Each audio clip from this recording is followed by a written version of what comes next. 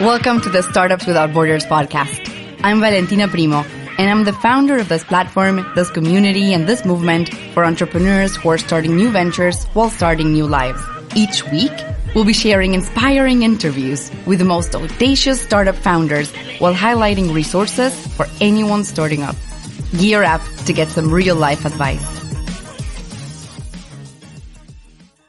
You're listening to the Startups Without Borders podcast, episode 22. From London to Amman to Greek refugee camps, there is a growing ecosystem of entrepreneurs, incubators, supporters, and investors building a movement of valiant migrant entrepreneurs. What does that transnational ecosystem look like today? Join us in this exciting panel from our last Startups Without Borders Summit, where key players in the refugee and migrant startup world share their insights. Meet Charlie Fraser, co-founder and partnerships director at TERN from London, Laura Di Santolo, co-founder and managing director of Forward Incubator in the Netherlands, and Vasili Sofiadellis, founder of Changemakers Lab in the Greek island of Lesbos. The issue of a startup ecosystem for migrant entrepreneurs is rather new if we compare it to the development of the startup ecosystems and the startup landscape in a way, right? And we're here on a quite ambitious mission of mapping this startup ecosystem, right? I mean, we are seeing more and more incubators, accelerators for refugee. We just heard the announcement of the launch of Egypt's incubator for refugees in the Middle East by Karim Samra. And we have, people working from Greece, people working in Africa and South Africa as well, people working in Europe, the Netherlands, Germany. How can we attempt to map this ecosystem? Where are the key players and where are we seeing successful stories? I'm going to ask Charlie as a first question. Charlie, what can you tell us? Where are the successful stories coming from? Well, Valentina, I think, and your last panel showed this, I think this is a really exciting time to have this conversation. 4 years ago, when we were looking at the refugee ecosystem, startup ecosystem, it was noticeable how limited support programs there were, incubators, accelerators, designed for refugee entrepreneurs that there were, not just in Europe, but globally, that were meeting the needs of refugee entrepreneurs, creating business solutions that gave a platform for the business talent that was coming through from this community. And what's so exciting about where we are now is that in the last 4 years, we have seen a huge amount of innovation, energy and momentum build in these programs around the world. So one of the networks that all three of our organizations is involved in is the Global Refugee Entrepreneurship Network. 3 years ago, there was only 19 organizations in that network from about 10 countries. Now there's almost 100 from about 40 countries around the world. And we're seeing huge growth in terms of both the sophistication of these programs and their reach into different regions where refugee populations and refugee entrepreneurs are. Right. Now, I would love to share some stories that inspire. I mean, every time we hear or we interview a refugee and a migrant entrepreneur, we are overwhelmed with inspiration and with this idea that we want to do more. We want to do as much as they are doing, right? Vasili, can you share with us some stories from Greece? Yes, thank you, Valentina. With pleasure. I want to start off with saying just meeting refugees themselves, any refugee, is extremely inspiring. What people who have gone through and to see them doing the very best they can to establish a better future after losing everything, that alone is quite inspiring. Some stories that I would like to share with you of refugees here on Lesbos specifically and these are socially minded people. That they're in transition, so no one's actually looking to stay here, but yet some of the stories that come to mind is someone like Zakaria, who established a school in Moria, teaching 600 people every single day. And the passion and the drive that this guy had from the first day that I met him was just phenomenal, from having his vision to making it a reality, incredible. In Moria, building a school where 600 people were attending, including an art school, was pretty amazing. Another story I want to mention is a doctor who became a cook, cooking for 600 people, who's now opened his own restaurant and obviously supporting people that may not have access to food and so forth, but still supporting centers that actually make food. So, and one other story I want to mention is a mother with her 2 daughters who were, while she came to Lesbos, was filming and taking photos of weddings and so forth. So those are the really inspiring stories that come to mind. Yeah, and I think it's important to remember that we're hearing these stories coming from places where all we hear is that there is conflict. All we hear when we talk about Lesbos, Greece, right? We hear about the refugee camps. We hear about it only in the frame of a humanitarian emergency, right? We very, very few times hear about the really inspirational stories and about all the things that they are actually doing, how they're taking control of their own future, how they're creating impact themselves as well, right? But we also can't deny that there's obstacles, that there is a lot of difficulties that they face. Laura, you have worked with many, many refugee entrepreneurs here in the Netherlands, and this year you've launched your global online incubator where you've worked with people all over the world. Yeah. What would you say is the main obstacle that you notice repeating itself? I would say that at the end of the day, it is just that we are all brought up in a different world, so to say. Like, we live on the same planet, but the way we are raised and these tacit rules of the game, you know, that are implicit and not so explicit, that's very hard for people to pick up on. Because when I see successful business people, they are not often like the highest IQ, but they have the best common sense. And what here is common is not common to the people. So that's where we need to take them a bit by the hand and support them. And yeah, for me, that's the biggest challenge. Right, yes, indeed. When we talk about a startup ecosystem, and the reason why I personally find it fascinating is that there's so many pieces involved, right? Pieces that perhaps in and of themselves are not seen as so impactful, but then you have media, you have academia, you have, all the supporting organizations, the incubators, the accelerators, you have the entrepreneurs and the investors, right? Do you feel that there is a missing piece? I'm going to direct the question to Charlie or Vasili. What do you feel is the missing piece here in the ecosystem? Happy to start on that question. I think a big missing piece at the moment is really two main areas. One is access to customers. We see that refugees have a disadvantage when finding routes into market that allow them to access their first customers and build traction in their business, to build cash flow in their business that allows them to take their idea to scale. That's a disadvantage that they face against local entrepreneurs, and making sure that we can build pathways that convert into meaningful customer interaction and revenue, business revenue, is an essential step that is missing at the moment in the global ecosystem. We're seeing a lot of work being done on business idea validation, on connections to mentors, on connections increasingly to finance. But if we can't close the gap to customers, then we're at risk of undermining these businesses from day one. The other gap that we're seeing is access to credit. So although more and more business support programs are emerging, we're still seeing a huge gap between local entrepreneurs and refugee and migrant entrepreneurs in how they can access the credit they need to start their businesses, whether that be debt or equity. We know that refugee entrepreneurs struggle to access the mainstream financial institutions they need to start and sustain and grow their businesses. Right. I think there's also the elephant in the room, which we cannot kind of overlook, which is COVID-19, right? It has had tremendous impact in every entrepreneur's business, but particularly with the case of refugees and migrants, it has been in a very powerful way, right? Laura, how have you seen that? And this is for all panelists. Have you found loops or ways in which we can overcome these difficulties? I think that in the first instance, COVID was actually making the world in one way or another a bit more equal, in that everyone was a bit trapped in isolation.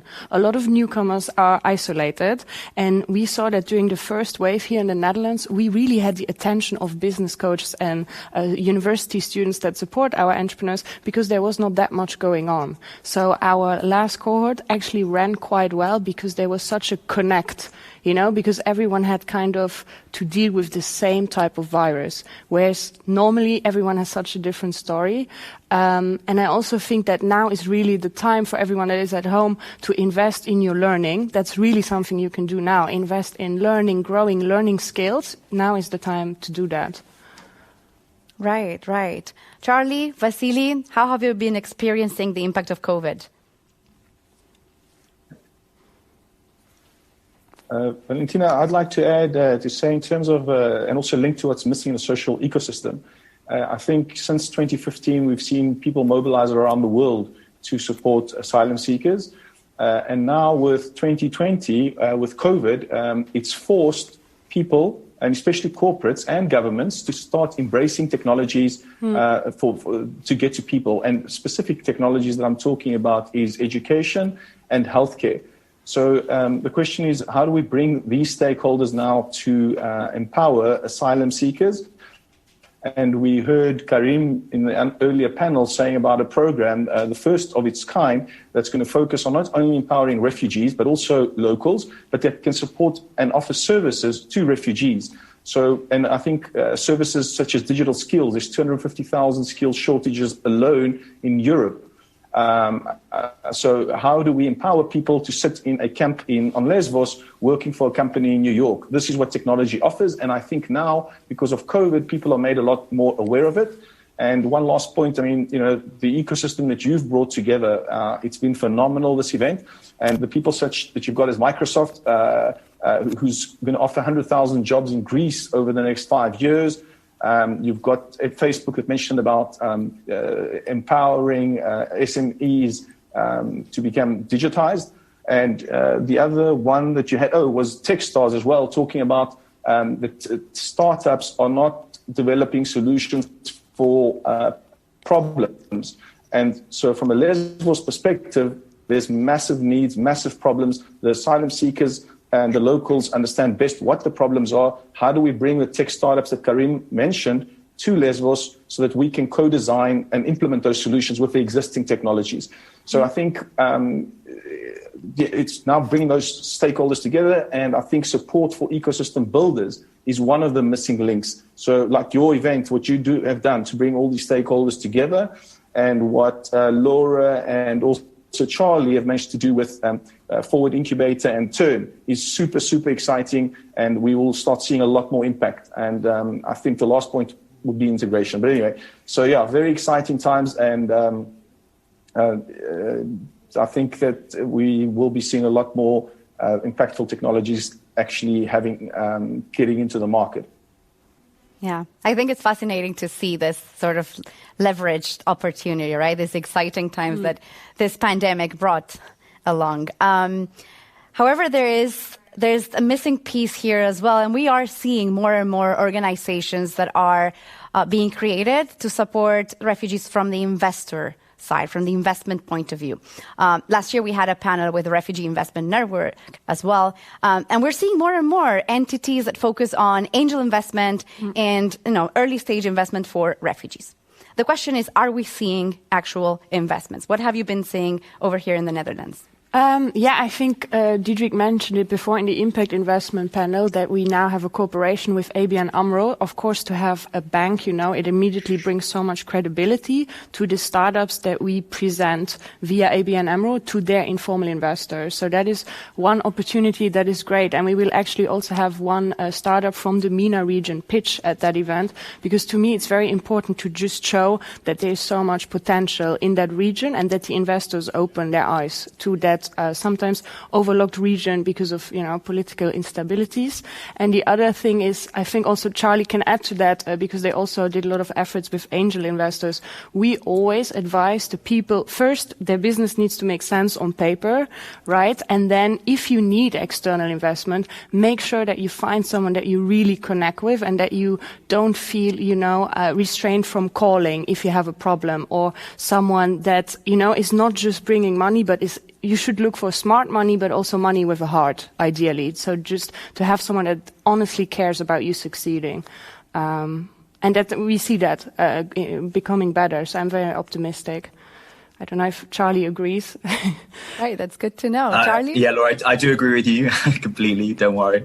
I think one of the things that we're seeing in the UK is that the gap in the investment infrastructure is not actually from a venture capital side, it's from an angel side. Mm-hmm. So the missing piece for our entrepreneurs in the UK is actually being able to find friends and family investment to prototype and test their ideas to get traction, which is to really emphasize what Laura was saying there, which is that the gap we're seeing between venture capital and the businesses emerging from the refugee community in the UK is that there's a lack of ability to be able to show traction in their business solutions that allows them to compete with venture capital.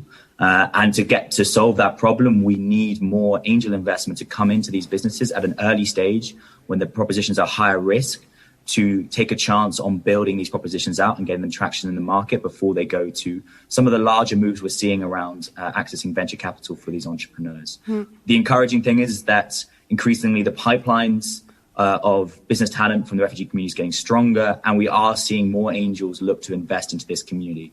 So I think for us, the challenge is, can we make our business support programs stronger to allow for these propositions to get stronger, to compete for these types of investment that are becoming more available through organizations like RIN and many others that are emerging across the continent. Yeah.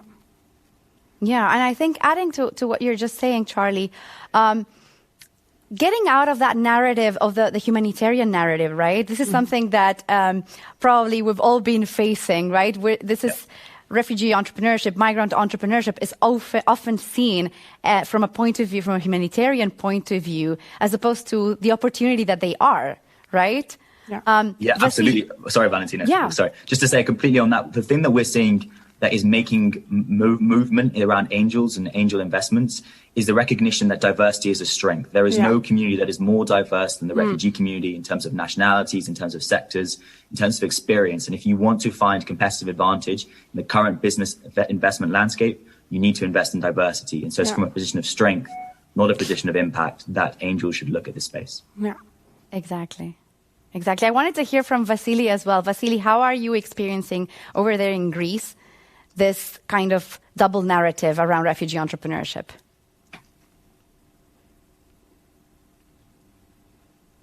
Thank you for the question, Valentina. So I think we are moving towards a hybrid model, and we need a hybrid model of mixed with grant funding and impact investment and or corporate social responsibility, because I think the initial as I mentioned, the entrepreneurs that I mentioned are focused on impact.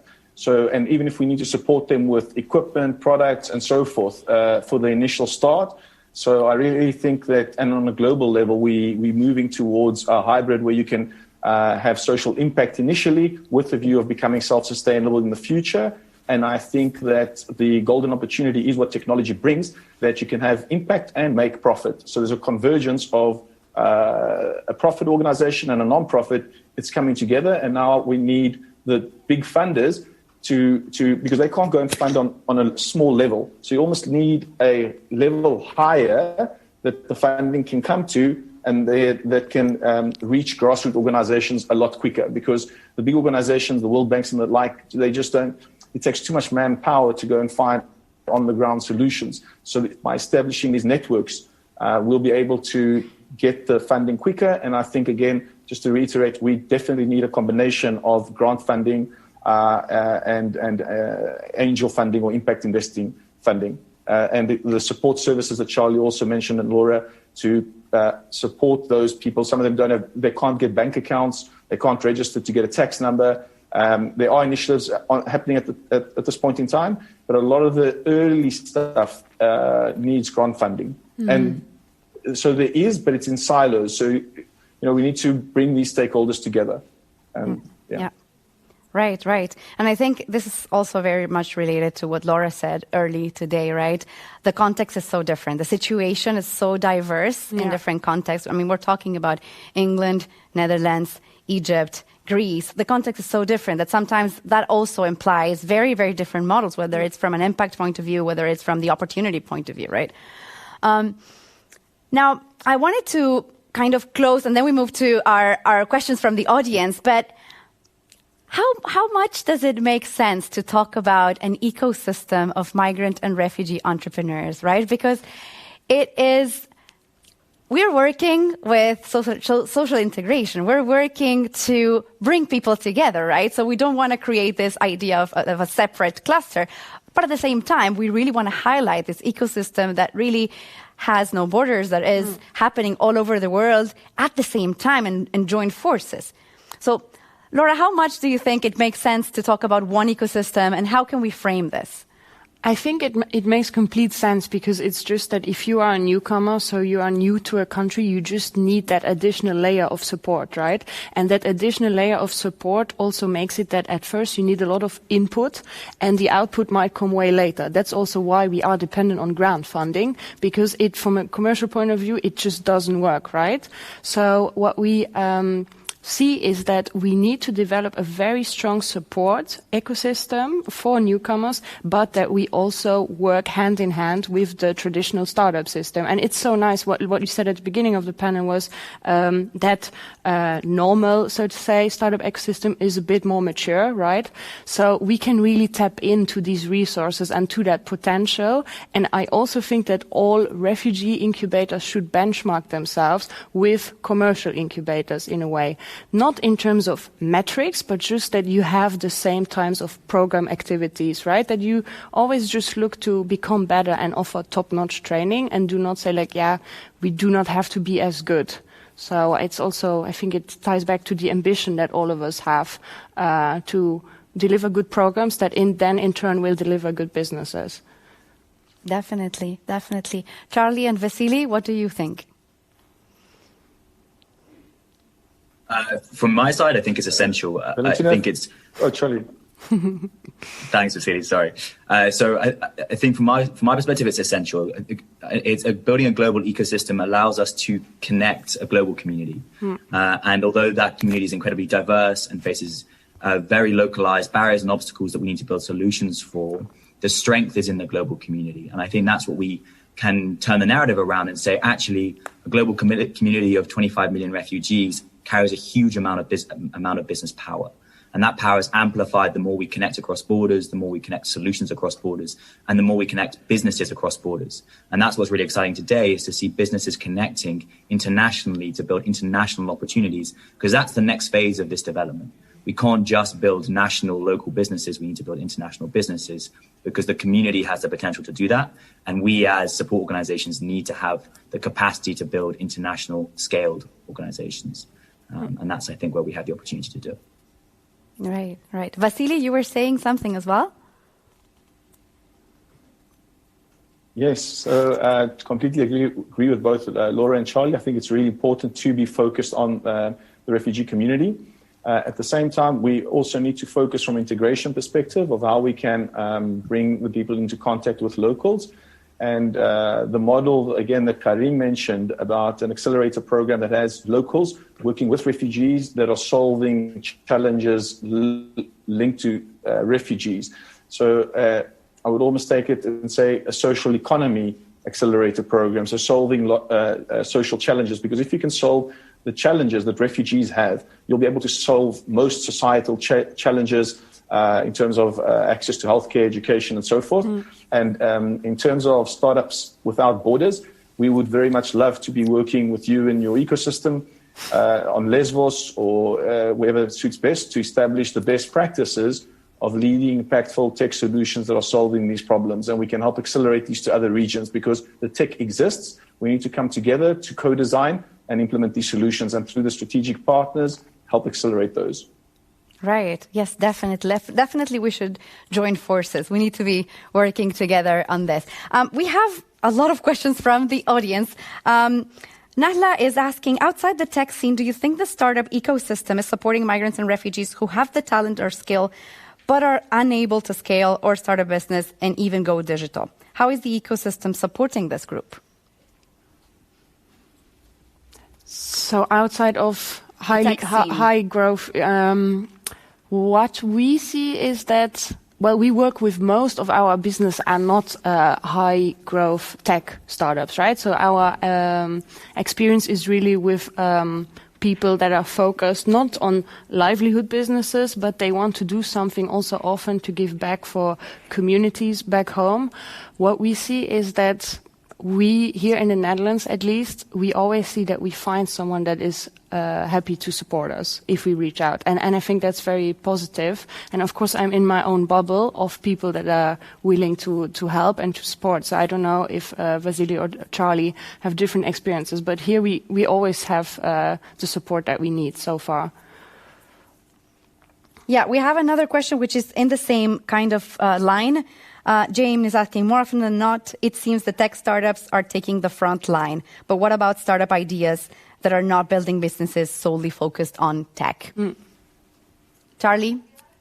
Yeah, absolutely. As Laura says, that's 90% of our community. 90% of the entrepreneurs we work with are not building tech solutions or tech businesses. So any support ecosystem that is worth its salt is building programs that meet the needs of non-tech businesses. And the way that you do that is by allowing them to get access to customers, to get feedback quickly, and to build valid and viable ideas.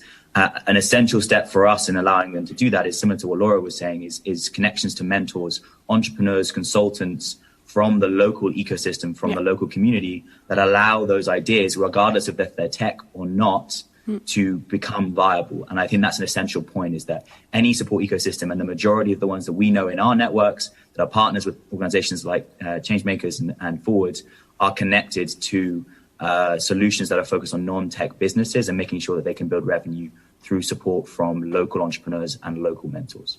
Right, right. Sophia is asking, how do you see crowdfunding to allow those early stage investments? Pros, cons, and challenges? Vasili?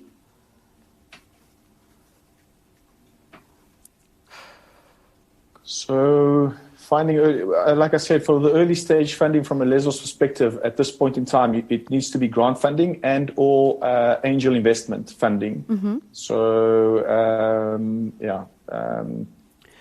have you seen equity crowdfunding in Europe as well? Crowdfunding, we have seen one or two entrepreneurs that did that. I think if you have a very strong story, and of course every refugee has a really strong story, always a story of resilience. So that's definitely something that is interesting to work with, because also you do not need a lot of resources to get it going. You just need a phone and, you film yourself, film your story, you talk about your ambition. So I think crowdfunding is always a very interesting idea. And of course, you do not have someone early on that can potentially dictate how you have to run your business, but you can really steer it in the right direction. So I think it's a very powerful tool to use. Definitely. And Valentina, just quickly on that front, one of the major credit organizations in the refugee space is Kiva, that doesn't operate in Europe, but operates very much in Africa and Latin America with refugee entrepreneurs, which is primarily looking at crowdfunding, small micro crowdfunding for startup and entrepreneurs looking to launch businesses in those markets. In the UK, we don't invest in crowdfunding solutions because we think that the time and energy to facilitate crowdfunding campaigns is not a particularly efficient way of raising capital. That's our own personal perspective. We think there's more effective ways to connect refugee entrepreneurs into credit and into capital and crowdfunding. But in other markets, it's very different. And I would highly recommend any entrepreneurs in those markets looking at Kiva as a way of accessing supporters for crowdfunding campaigns. Right, right.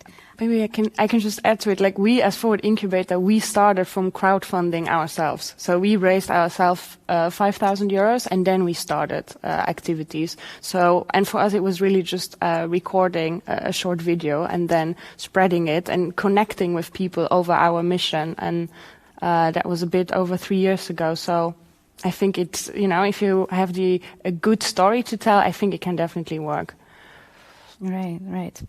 Belinda is asking, who is working on training financially successful members of migrant communities to become angel investors? Very keen to connect with what I believe would be powerful movement to harness early stage and beyond funding. So from migrant communities themselves, like highly successful people, and you match them with... To train them to become investors. I believe in England there is included VC, right? Yeah, there's included VC, who I think are in the summit today, Valentina, who are targeting doing that by connecting migrant and refugee background individuals into some of the leading VC firms around Europe. They had their first cohort of 30 angel investors from marginalized backgrounds that finished just this year. They just recruited for another 30 new angel investors. There's also a company called Ada Ventures, which is a seed stage investor in the UK looking at diverse communities. They've just given £50,000 to 5 diverse background angels in the UK to start building their portfolios. So we're seeing increasingly ways that the venture capital industry is investing in diverse communities by giving them capital and knowledge to begin to build their own portfolios. And that's really exciting. So if you're looking at ways in, I would look at those organizations to spotlight them.